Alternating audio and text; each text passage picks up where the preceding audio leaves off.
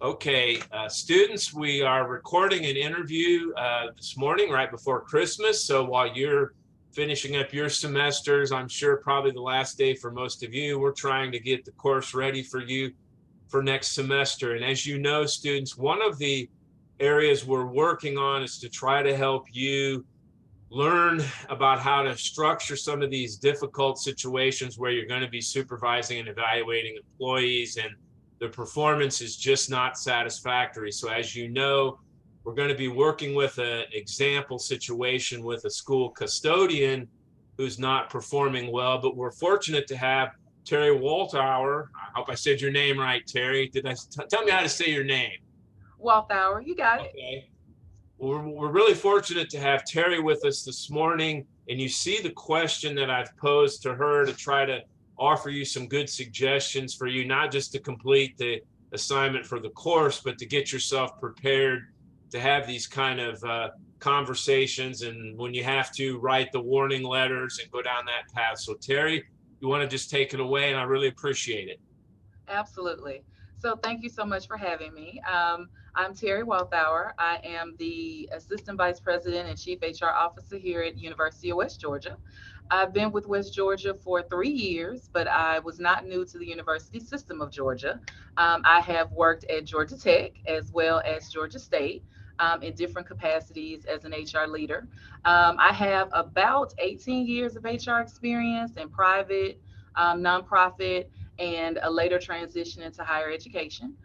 Most of my experience really focuses on people relations, people services and operations, as well as talent and leader development and coaching. So I'm happy to be here.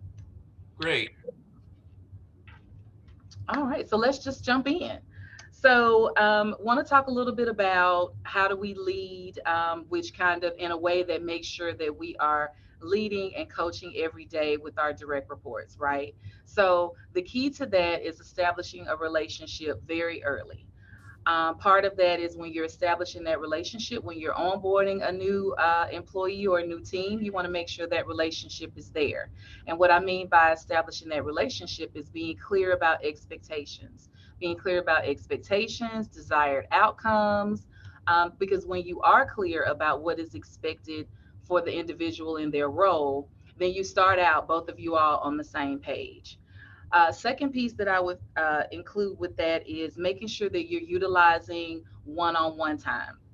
It's very hard to bridge or to build schedules when you're knee deep in operations, but it is very critical to have regular contact with your team members because that is a part of building the relationship.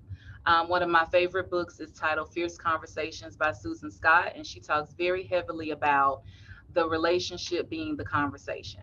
And so, whether you're doing a weekly one on one or a bi weekly one on one, or you're doing 15-minute huddles, all of those are important touch points where you're not only just checking in to make sure that the work is getting done, but you're also doing a post check with your team members around how are they doing from a relationship perspective. What do they need from you? Where do they need your support? Do they need additional resources? And it's also an opportunity where if there are performance or behavior concerns, you have an opportunity to coach in the moment. Coaching in the moment, I think, adds a lot of value because it saves us from more difficult conversations down the line. When you see something, address it in that moment, but also offer support and resources. I think the difference between having a conversation with an employee around attendance or how they're performing in something, but not starting out by asking open ended questions. So, talk to me about what happened here. Where are you struggling? Where do you need additional support? How can I help you? Those are the types of questions that you want to ask because then it opens the door for them to share with you where they need additional resources and support and where they're having challenges and roadblocks. And it gives you insight into what type of decision you need to make, right? So if you're having those initial coaching conversations, then it makes it easier when it has to transition to a more formal perspective, which is where we transition to progressive discipline. Progressive discipline usually comes into place when you had preliminary conversations around performance and or behavior and there's not been any improvement. I think you should always address progressive discipline from the severity of what it is that you're dealing with, right? And the type of employee population you're navigating. You would not apply progressive discipline in the same way with an hourly team that you would with maybe an exempt professional, right? If you are overseeing the custodial team, you have to keep in mind that they're navigating different aspects of life. They're hourly employees. There's the clock in, clock out perspective. There's the type of work that they're doing, and they're also navigating life's challenges outside of that work. So, a different type of sensitivity has to kind of come into play when you're having those conversations. Whereas, if you're navigating a conversation with a professional, administrative, or exempt employee, you may not have those nuances that may come along with an hourly population. So when you talk about progressive discipline or the progressive disciplinary process, you really want it to be progressive in nature. So you always start with kind of a coaching conversation. With a coaching conversation, you can always send a recap. Recaps are your friends, and they don't have to be long. A recap is basically formalizing an agreement of expectations from a conversation that you previously had. If you had to connect with an employee about attendance and you all landed on the same page, then you can simply send that employee an email thanking them for the time and for the meeting, but then outlining bullet points of where you all landed with understanding. So let's say that attendance issues continues, then you want to move maybe to more of a formal verbal warning. Always have templates for every type of warning, right? Because each warning is a different level. A verbal warning is really probably going to be more short and sweet, where you're going to outline what the issue is. You're going to outline expectations for performance moving forward. And then if there is an organizational policy that you need to refer to in relation to that issue, you would maybe, add the link or talk or refer to that policy in that document. And you want to always make sure as a manager, when you are administering any type of formal disciplinary action, that you do have a third party present. And that could be an HR business partner. It could be another manager, but when you think of another manager, it needs to be next level up, not someone that they're going to interact with every day. Because even though it's a difficult conversation, you want to make sure that it's a respectful conversation. And if there needs to be some engagement, that there's this third person here, a present, to help you navigate or mediate the conversation if it happens to go in a different direction. Written warnings typically come in where there's repetitive behavior, where there's been prior conversations, prior warnings, prior notifications that there needs to be improvement in that specific area. But it also takes it to the next level, right? It can be an initial warning or it can be a final written warning. Final written warning is usually the last step before we move towards employment separation if there's not an improvement as it relates to behavior or performance. I would like to touch on performance improvement plans and also performance development plans. There's a little bit of a difference, right? So when you think about a performance development plan, this is you engaging with an employee that has potential, and that they're looking to develop in some other areas. And so with that plan, you're going to outline opportunities. You're going to outline trainings and professional development that employee can benefit from. You're going to outline resources, and you're going to also assign a timeline to that. And with that timeline comes accountability, right? You as the leader, you're going to check back in with that employee, whether it's every 30 days, whether it's 45 days. It could be a 6 month performance development plan if that is what works based on the scope of that employee's role or the nature of some concerns that you may have. Whereas with the performance improvement plan, we're usually at a point where there have also been some prior coaching, some prior formal discussions, notifications, or warnings. And so we are outlining a 60 to 120-day plan around these are the actions that need to happen. And in the event that they don't, then we're in preparation to move in a different direction with that employee if we do not see improvement during that time. I give a large window of time because with a non-exempt, you may go 60 to 90 days, right?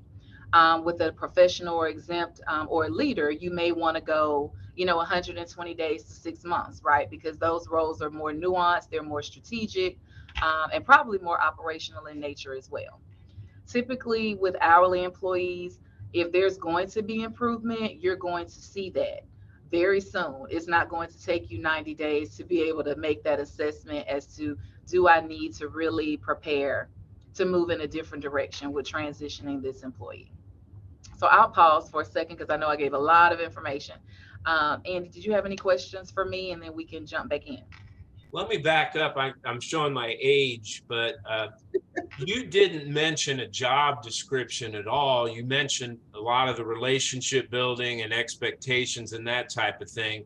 Assuming your organization actually puts some effort in your job descriptions and assuming they are, up to date and relevant, and maybe when you hired somebody, it was part of the conversation, wouldn't that also be a potential tool that could be useful to you here somewhere along the way? Absolutely. So my practice is whenever I onboard a new employee to my team, our first one-on-one is me making sure that they have another copy of their job description. What this does two things. So we post positions, right, which outlines what we expect, the person applying for this job to do. But sometimes we have had managers that will tweak that job description in between when an offer was accepted and when an employee has joined the organization. So my intention with that first one-on-one is to make sure that my new team member has received a formal copy of the latest and greatest job description and that we are in agreement of what their expectations are around performing in this role. And so Right, that's what I meant by expectation setting. I'm right, going over the job description, I'm going over strategic and operational goals and objectives, maybe for the first 90 days.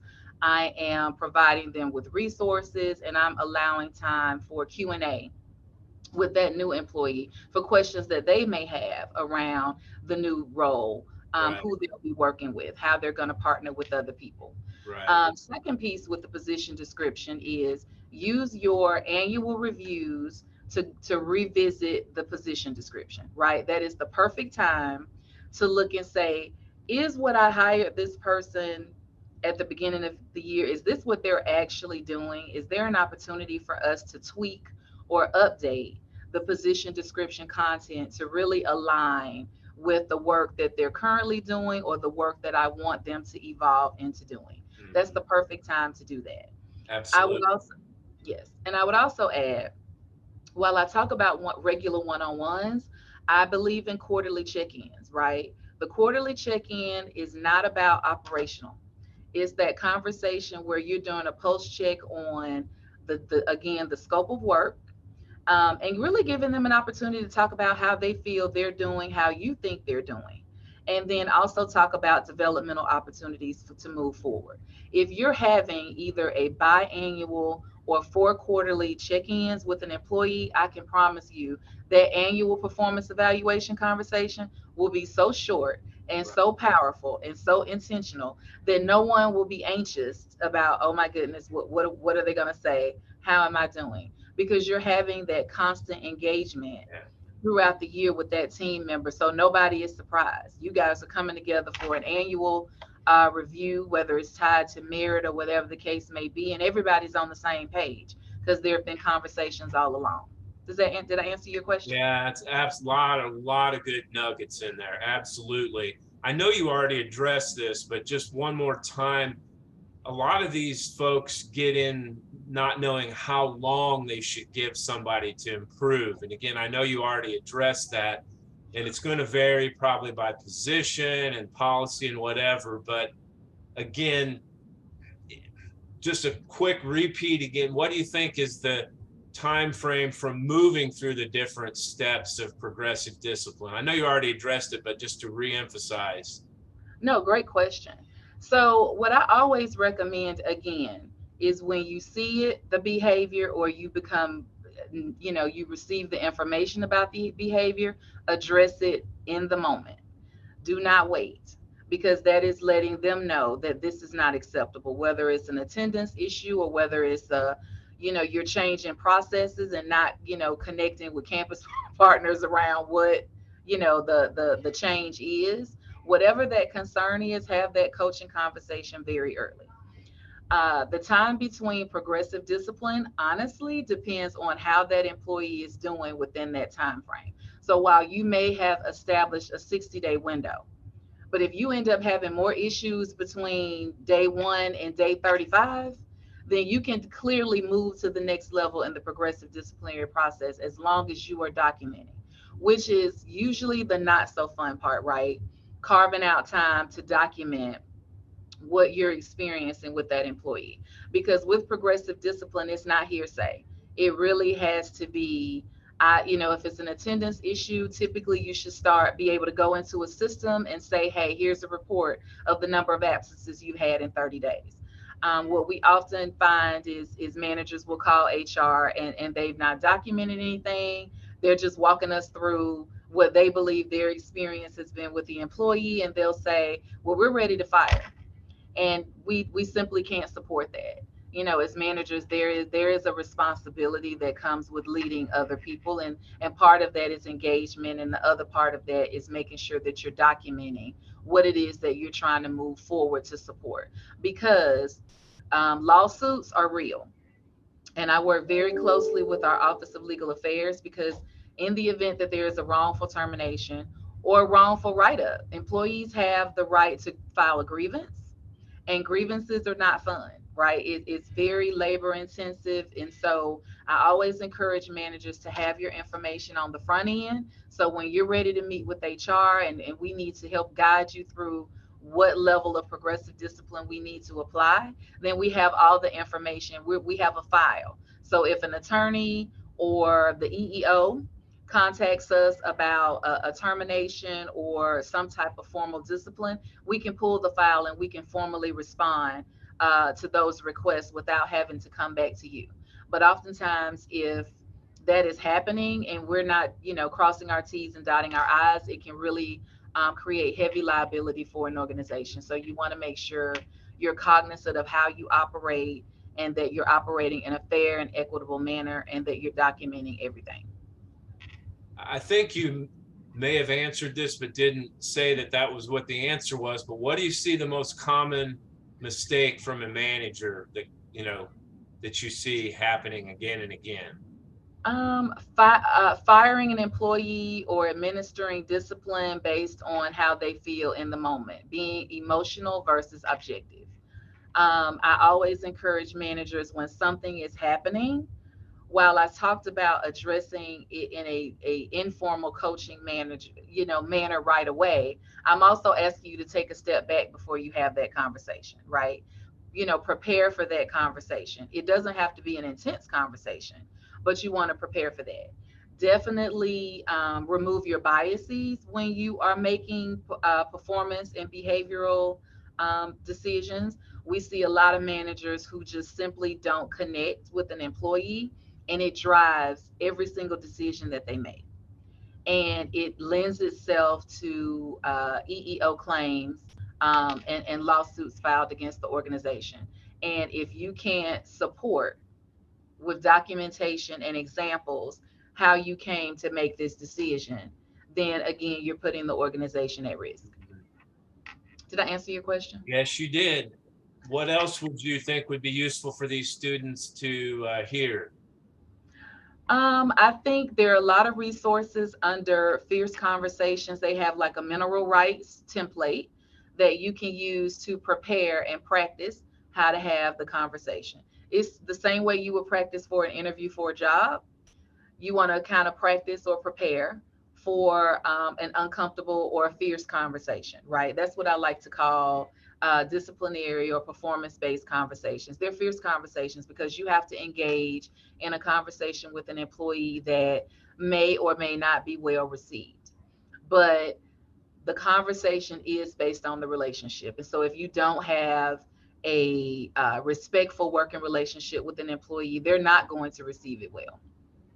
So always make sure you're prepared, make sure you're thoughtful, make sure you have your key talking points, because you want to make sure that they walk out of that conversation clear about what it is that they did that is or is not working, what your expectation is for moving forward, and if it's formal added to it, what that time frame is in which you're looking to see results, and when you're going to circle back and follow up with them to say, great job, I'm glad we're back on track, or we need to revisit kind of our prior conversation.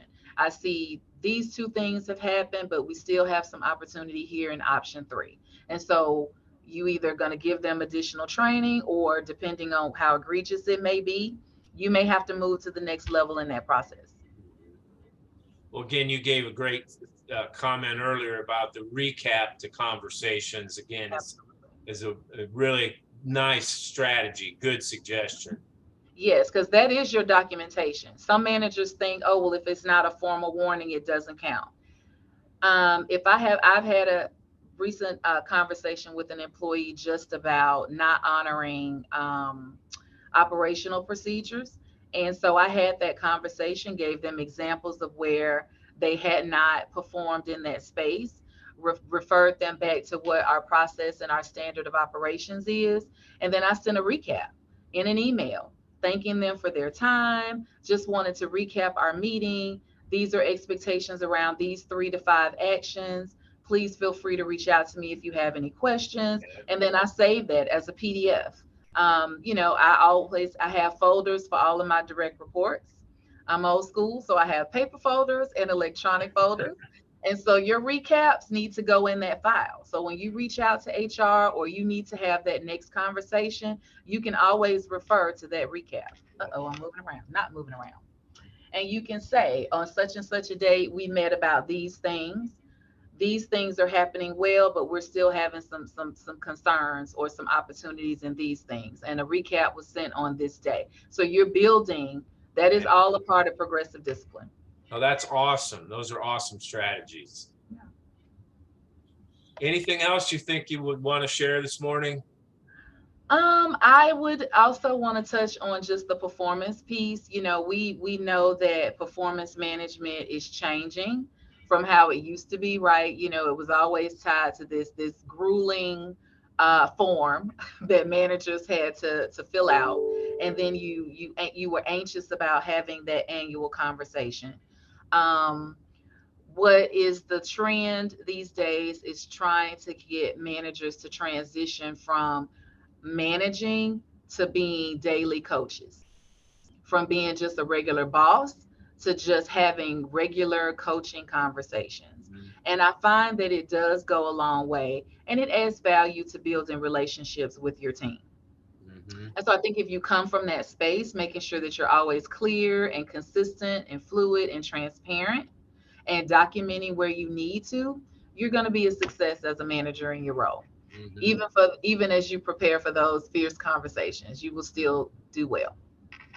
And kind of in our world as teachers and educators, we talk about formative conversations and formative feedback as opposed to just a summative conversation, at the end of an evaluation period. So that concept should not be completely foreign to these students, because that's the way we try to work with teachers now, kind of in a developmental sense. But you're suggesting that's the broader trend in HR now.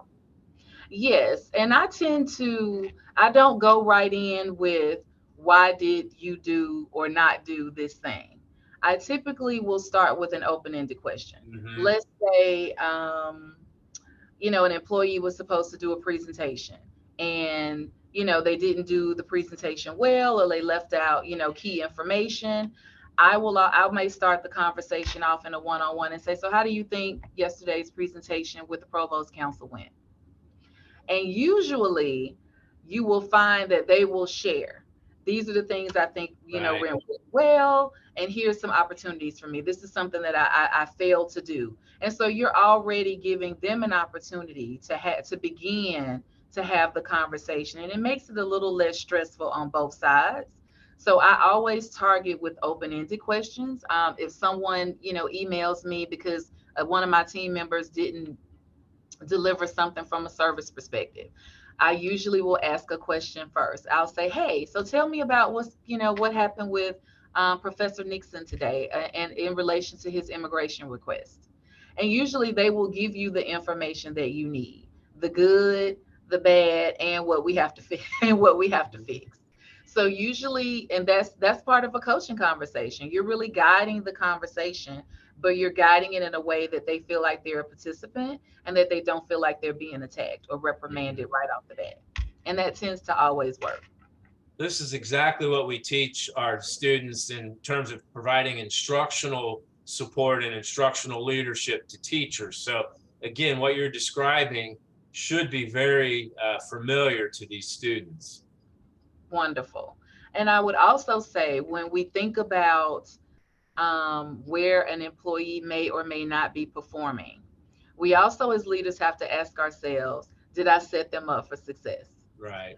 Did I make sure that they were clear around expectations? Did I make sure that they were clear about the directives? Did I provide clear and fluid directives? Did I make sure that I provided them with the resources that they needed to be successful in this particular situation? Because we do find a lot of times, especially at the 6 month provisionary period, when managers come and they say it's not working, I want to move, I want to move in a different direction. We'll say, so tell us, what onboarding looked like. How did you onboard that person in order for them to be successful in their job? And we often get the deer in headlights look of, well, what do you mean onboard? Right. They came in, I had them shadow with this person for 2 days, and we set them free. Well, is that really making sure that someone new coming to the team has what they need to be successful? Because we have to ask ourselves that question before we say, and so I'm going to also make sure that I'm being punitive towards you for not, excelling in this particular space. We have a responsibility as leaders to make sure that we're setting people up for success. And then if they're still not performing, then we address performance, with some of the examples that I provided earlier. Sure. This is great. I almost feel like the students have got a whole semester-long course in HR management right now. So they're getting more than their money's worth here. This a ton of excellent information provided here. Anything else come to mind, Terri? No, I think I've covered just about everything. Just make sure you're always flexible and agile, because you can't lead and manage every employee the same way. Recognize their strengths and drive your communication, meet them where they are, and you tend to get better output. That's what I would recommend. Yeah. Well, again, that's very consistent, I think, with the approach we take with these students throughout their experience and earning certification. So I'm glad this information is supplementing and complementing the other content we provide to students. It's great when something works out that way. We're supporting information. Thanks so much for your time. Again, it was very useful, and I know that our students can really mine this recording for their benefit. Thanks so much, Terri. Absolutely. Thank you so much for having me.